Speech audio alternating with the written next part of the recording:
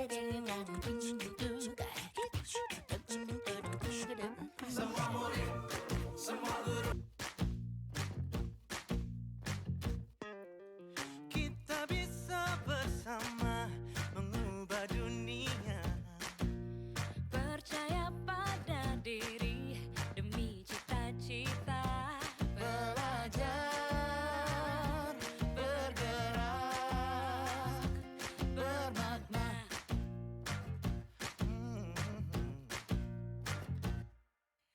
Aku bisa belajar dari ilmumu.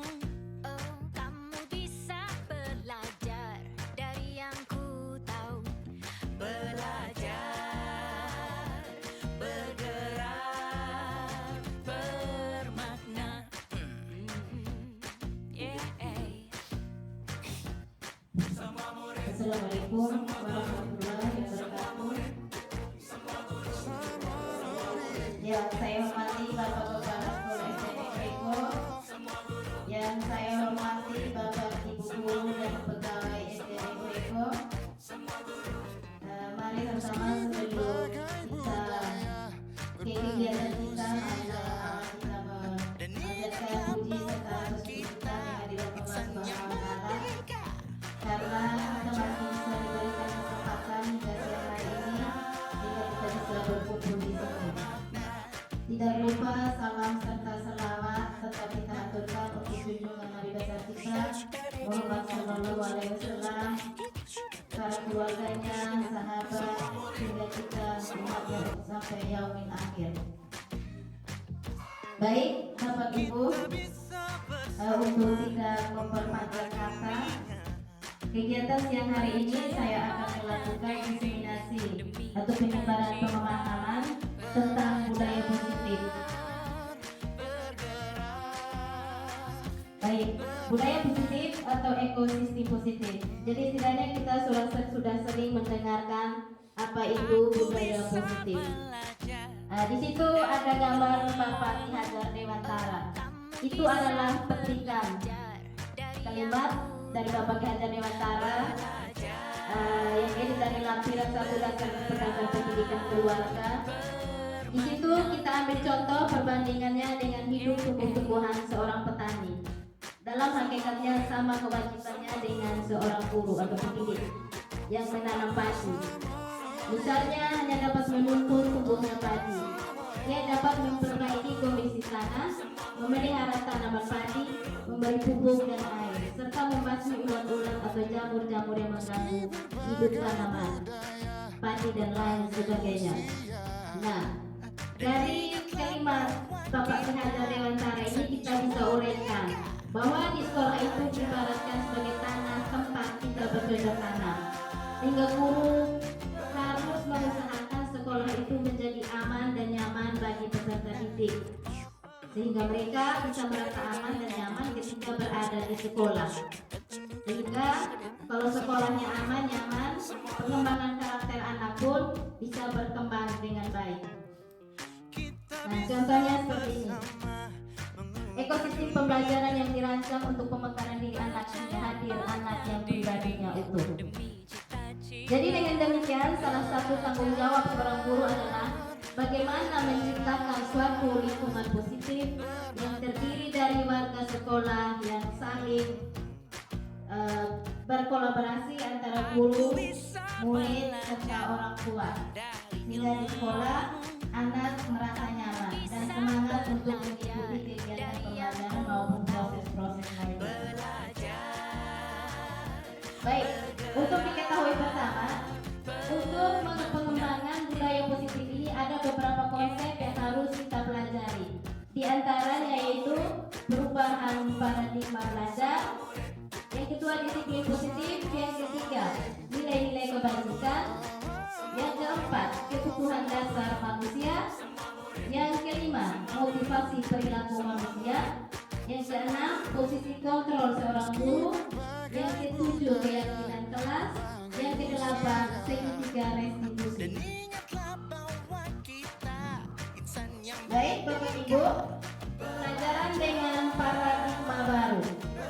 Pembelajaran dengan paradigma baru merupakan pembelajaran yang dirancang berdasarkan prinsip pembelajaran berdiferensiasi sehingga peserta didik belajar sesuai kebutuhannya berdasarkan tahap perkembangannya untuk mewujudkan profil pelajar Pancasila.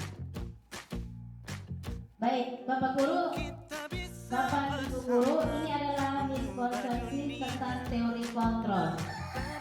Ini adalah perubahan paradigma teori kontrol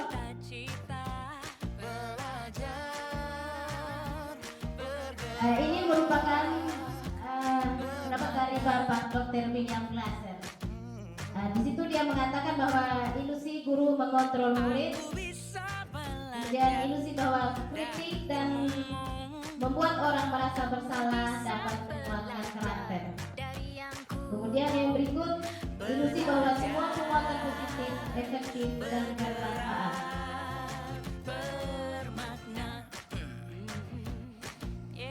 Baik, sekarang untuk mengubah ilusi kontrol ini ada sebuah paradigma baru yang merubah respon stimulus respon ke teori kontrol. Dari stimulus respon di situ kenyataannya bahwa menyatakan bahwa kebutuhan kita itu sama, tetapi teori kontrol menyatakan bahwa realitas atau kebutuhan kita itu berbeda. Kemudian dari stimulus respon mengatakan bahwa semua orang melihat hal yang sama. Pada teori kontrol mengatakan bahwa setiap orang memiliki gambaran yang berbeda. Kemudian yang berikut, kita mencoba mengubah orang agar berpandangan sama dengan kita. Tapi di teori kontrol menyatakan bahwa kita berusaha memahami pandangan orang lain tentang dunia. Yang berikut, stimulus respon menyatakan bahwa perilaku buruk dilihat sebagai suatu kesalahan.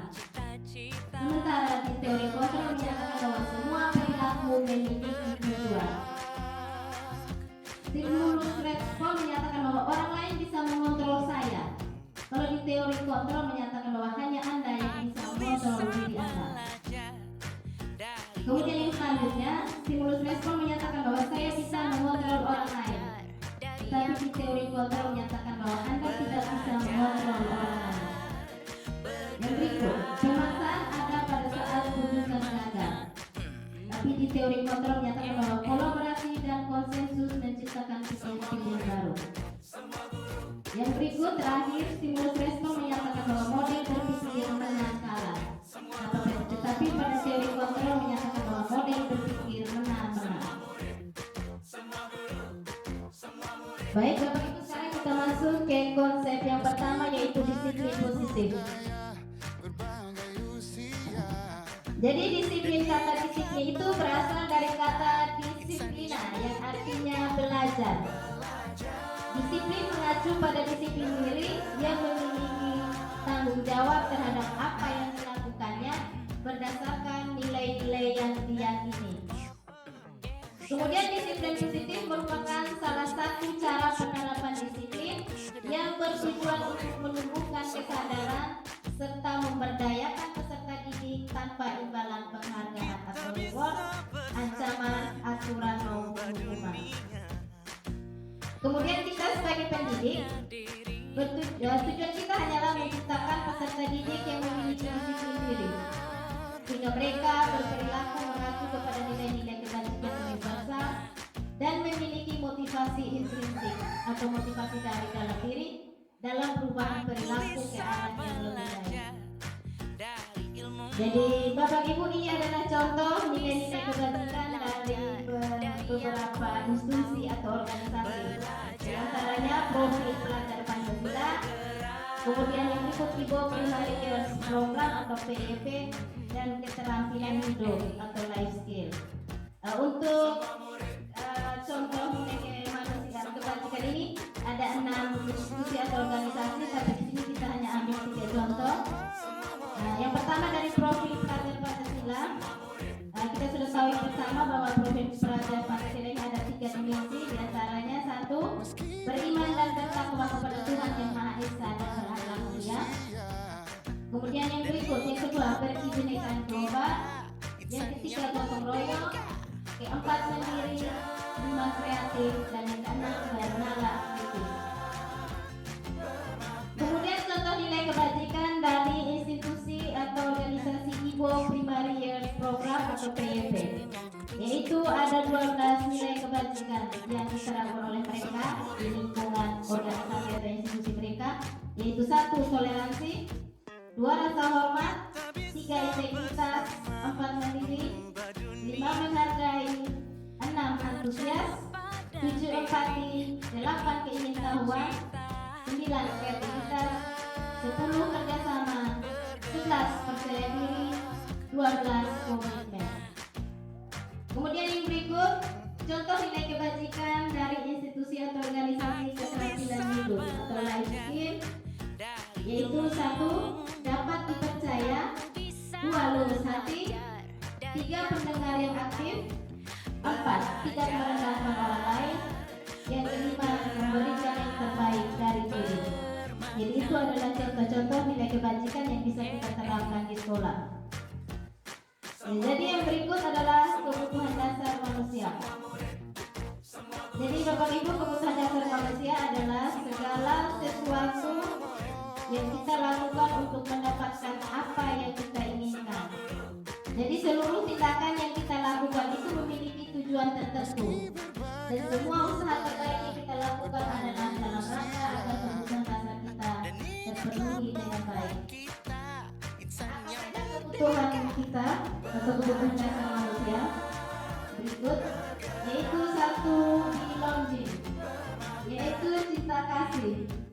Jadi setiap orang pasti membutuhkan atau memiliki kebutuhan dasar akan kasih sayang atau cinta kasih. Kemudian yang kedua, survival atau kebutuhan hidup. Kemudian yang berikut, power atau penguasaan. Yang berikut, freedom atau kebebasan. Terakhir adalah kesenangan atau fun. Sekarang contoh yang bertahan hidup. Kebutuhan hidup akan bertahan hidup, yaitu contohnya makanan, pakaian, tempat tinggal, keamanan, kesehatan. Kemudian kasih sayang dan rasa diterima. Berarti di situ contohnya rasa diterima, dipedulikan, berbagi, kerjasama, menjadi bagian dari kelompok. Yang berikut, penguasaan.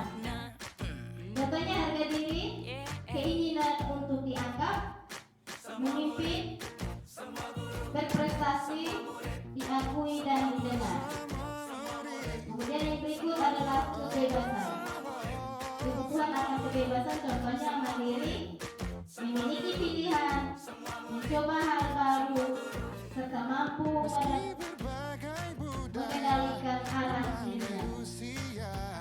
Dan yang terakhir, kebutuhan yang terakhir adalah kesenangan. Misalnya bermain, humor, antusiasme atau tertawa. Jadi itu contoh 5 kebutuhan dasar manusia.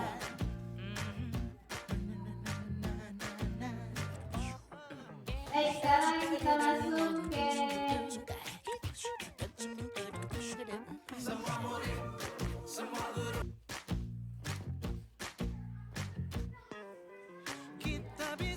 motivasi perilaku manusia. Jadi ketika manusia melakukan sesuatu berarti pasti ada motivasi atau tujuan ketika dia ingin melakukan sesuatu. Contohnya yang pertama yaitu untuk menghindari ketidaknyamanan atau hukuman. Yang berikut yaitu untuk mendapatkan imbalan atau penghargaan dari orang lain atau instansi. Jadi ketika kita melakukan disiplin atau mengikuti peraturan, cenderung dorongannya adalah ini, karena satu takut akan hukuman atau menghindari ketidaknyamanan, serta supaya kita mendapatkan imbalan atau penghargaan dari orang lain atau instansi. Jadi dua motivasi ini adalah motivasi eksternal, yaitu dorongan dari luar yang membuat kita disiplin atau melakukan sesuatu. Kemudian motivasi internal atau dorongan dari dalam. Ketika kita disiplin, kita dengan anggapan bahwa itu adalah untuk menghargai diri sendiri dan menjadi orang yang mereka inginkan dengan nilai-nilai yang mereka ketika kita minta anak untuk berdisiplin, semoga motivasi yang dilakukan oleh anak adalah motivasi internal, yaitu karena kesadaran diri, bukan karena takut hukuman atau karena ingin mendapat imbalan atau penghargaan dari gurunya. Baik, sekarang kita bisa lihat perbedaan antara hukuman, konsekuensi, serta restitusi.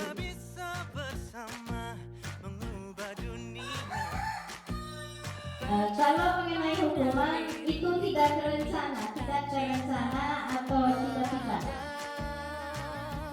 Kemudian hukuman juga di situ murid tidak tahu apa yang akan terjadi atau tidak dilibatkan.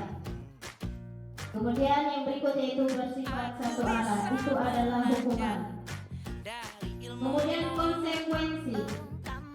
Konsekuensi itu biasanya terencana dan disepakati sesuai peraturan. Kemudian yang kedua, murid tetap dibuat tidak nyaman, karena walaupun konsekuensi itu agak baik daripada hukuman, tapi tetap saja murid tidak merasa nyaman dengan konsekuensi yang diberikan oleh guru. Kemudian sama juga seperti hukuman, sikap guru selalu memerintah murid.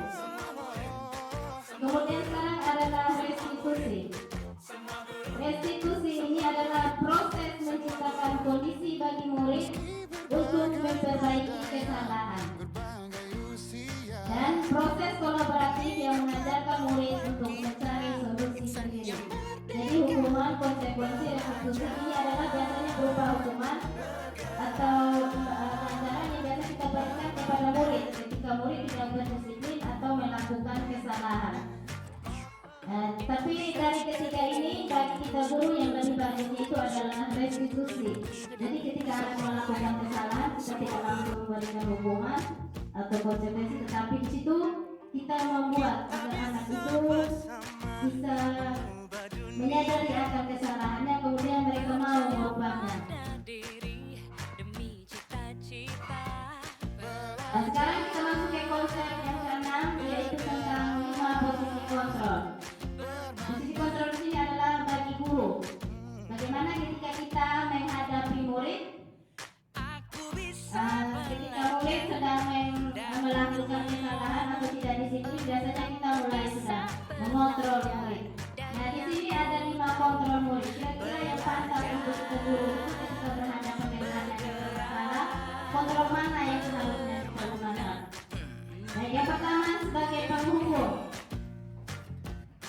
Yang kedua sebagai pembuat merasa bersalah. Yang ketiga sebagai teman.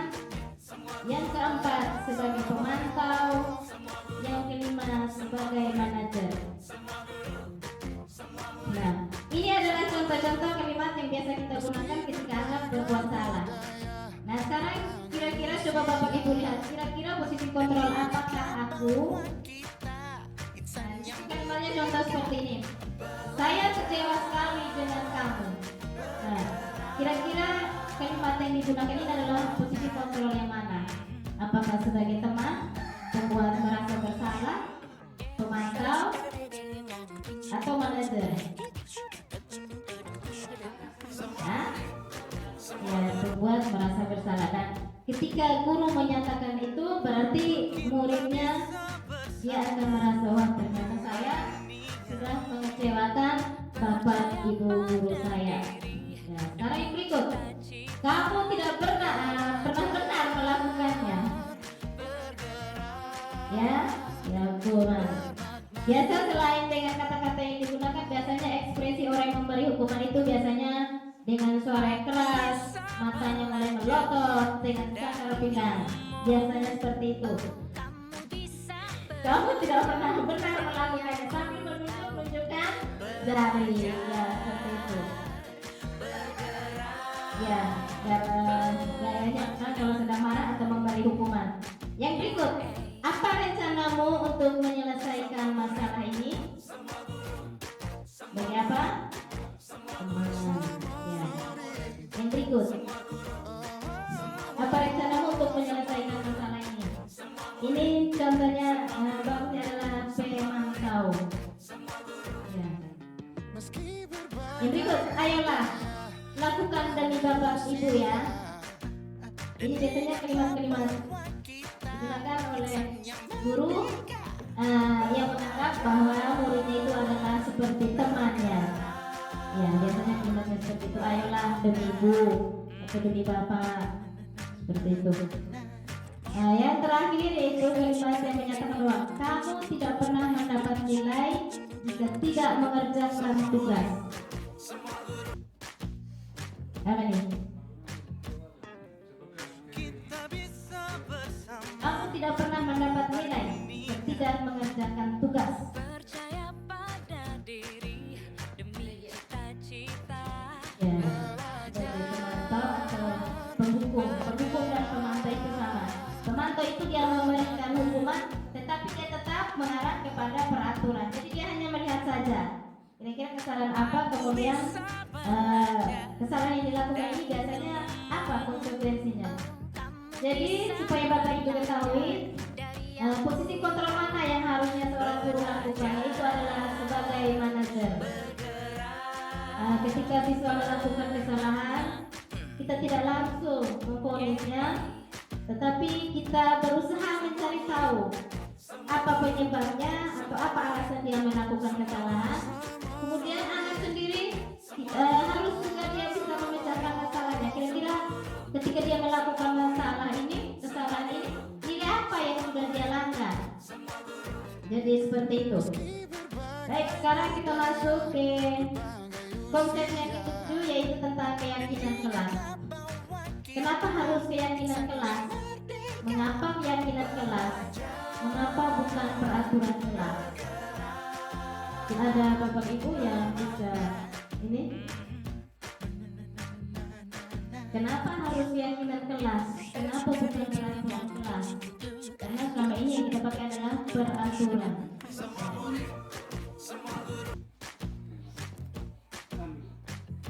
Ya, kalau ada yang mau jawab.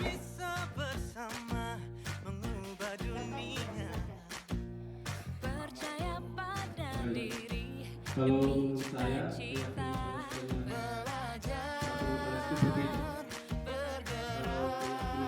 itu sebagai guru meyakinkan bersama-sama siswa bahwa kalau setiap kali kita melakukan kesalahan atau apapun itu, kita meyakinkan kita memotivasi siswa tersebut bahwa kesalahan kamu, apa yang kamu lakukan itu salah dan harus diperbaiki, tidak ada hukumannya.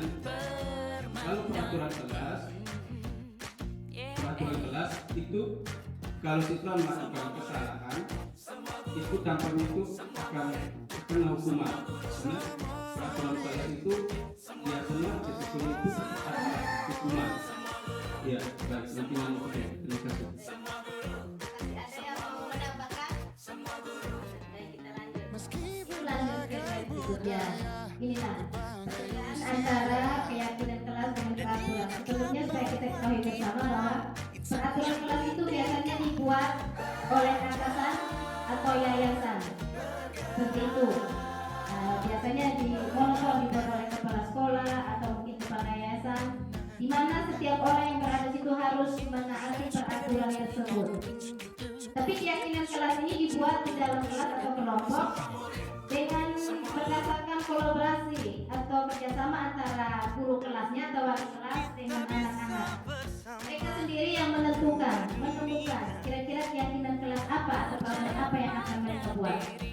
Jadi seperti inilah, kalau keyakinan kelas itu bersifat abstrak dan nyata, kemudian berupa pernyataan universal atau berupa pernyataan-pernyataan mengenai nilai-nilai kebajikan, kemudian dibuat dalam pernyataan-pernyataan positif. Kemudian dari keyakinan kelas ini sedikit saja sehingga anak mudah mengingatnya. Dengan peraturan tangan lebar A sampai Z. Kemudian sesuai dengan kondisi kelas dan sekolah sehingga mudah diharapkan. Kemudian semua warga sekolah atau warga kelas dilibatkan saat membuat keyakinan kelas. Jadi seperti itu. Kalau di peraturan biasanya ada banyak kata-kata larang. Jangan membuang sampah sembarangan. Jangan datang terlambat. Jadi itu kalimat-kalimat negatif. Tapi kalau keyakinan kelas tidak menggunakan kata jangan.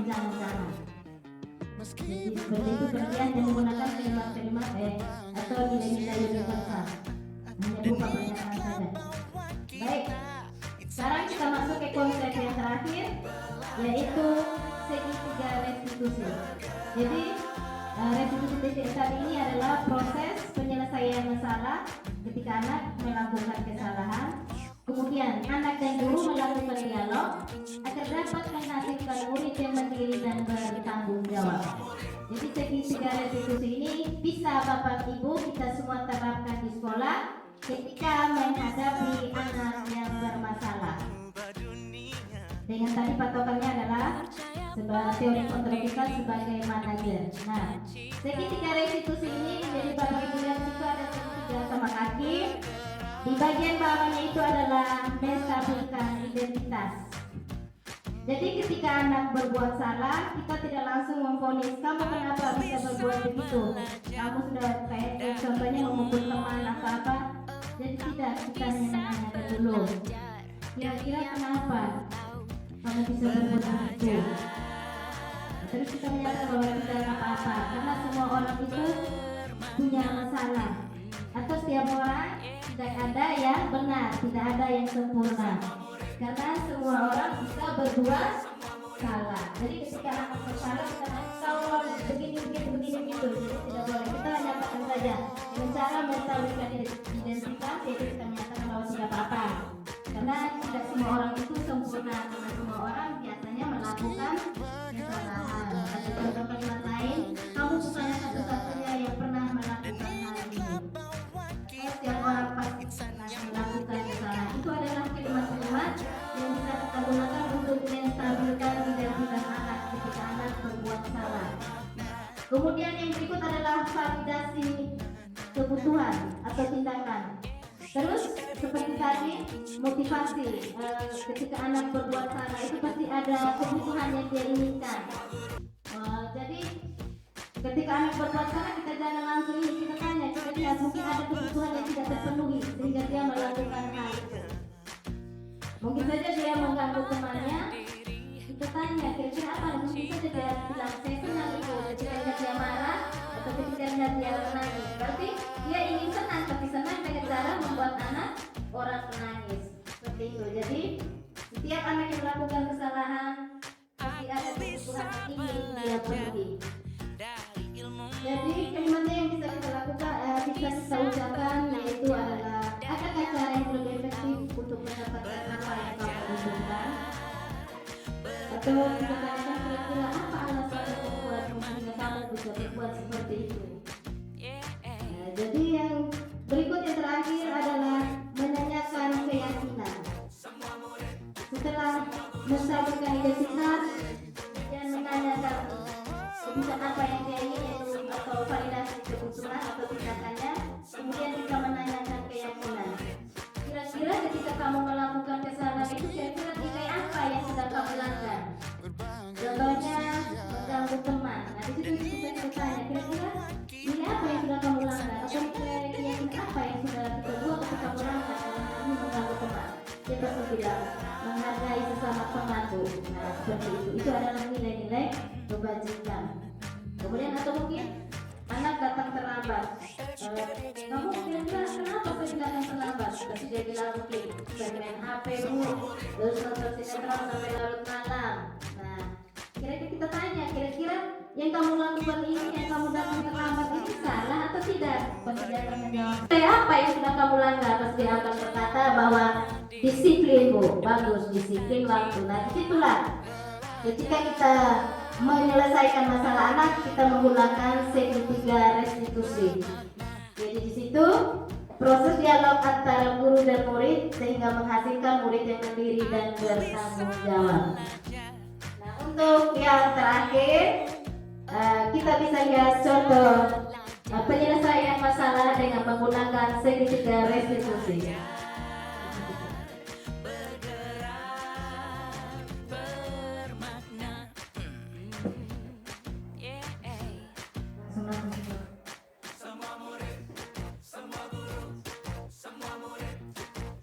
Ini contoh penerapan segitiga restitusi dalam penyelesaian masalah dan kasus anak yang sering terlambat.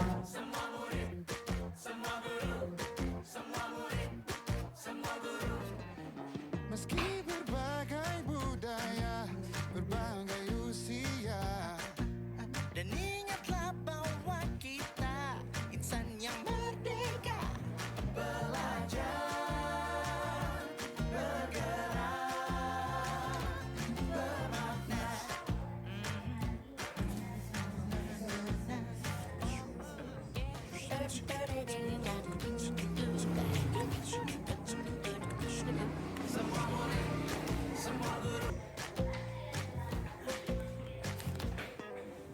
Kita bisa bersama mengubah dunia. Percaya pada diri demi cita-cita. Belajar, bergerak, bermakna.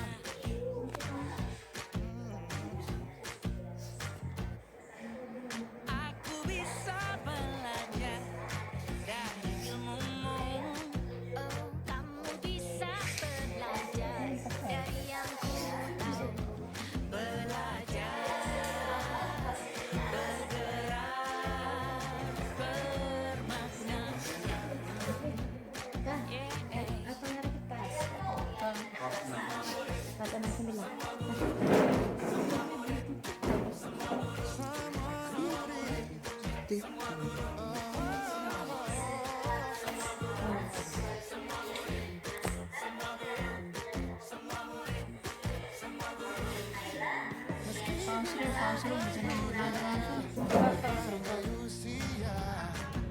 Dan ingatlah bahwa kita insan yang merdeka.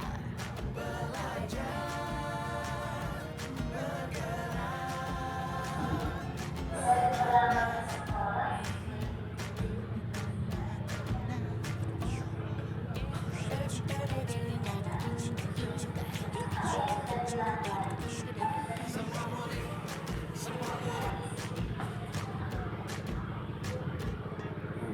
kita bisa bersama mengubah dunia. Percaya pada diri demi cita-cita. Baik, sudah. Itu contoh penerapan segitiga restitusi ketika anak bermasalah. Baik, Bapak Ibu, itu tadi diseminasi atau sosialisasi yang bisa saya sampaikan berkaitan dengan budaya positif di sekolah. Dengan tetap memperhatikan tadi ada 5-8 konsep yang bisa kita gunakan untuk pengembangan budaya positif di sekolah kita masing-masing atau di dalam kelas. Baik, mungkin hanya bisa sampai di sini. Lebih dan kurangnya saya minta maaf. Wabillahi taufiq wal hidayah. Wassalamualaikum warahmatullahi wabarakatuh. Waalaikumsalam warahmatullahi